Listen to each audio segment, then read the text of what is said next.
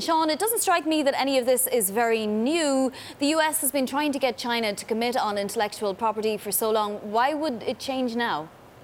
Well, I think what's new here is the packaging that's being discussed. If you remember back to where negotiations broke down in May, we were talking about a 150-page, all-encompassing agreement that did everything from intellectual property to industrial subsidies to even tackling the issue of currency. What we are looking at here and what we understand is under discussion inside the White House is an interim deal to freeze the conflict, if you will, rather than resolve it. That interim deal would involve some Chinese commitments on intellectual property. And we should point out that earlier this year, China did pass a new intellectual property law and has promised regularly that it would respect intellectual property of foreign investors. There's a new IP court system there. So this would be probably more focused on implementation of something that China has already committed to and monitoring that. Also, big farm purchases. Again, we saw the president tweet about that this morning. That is something that he is incredibly sensitive to, given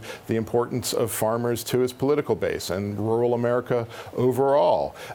But the idea here is to try and stop the escalation, to get back to a position where the trade deal, they can have longer-term negotiations, but the trade deal stops being this unnerving shadow over global financial markets and the global economy. Inside the White House, there is concern that if you escalated tariffs further, there would be more economic damage in the United States in particular, and that going into an election year, that would be a bad thing. So they want to turn things around there. They want to turn the direction around. And also importantly here, for the first time, we're hearing people inside the administration considering rolling back tariffs. That's very different from the escalation we've seen through the summer. The direction so far over the past year has been entirely in one direction, and that has been more tariffs, not less.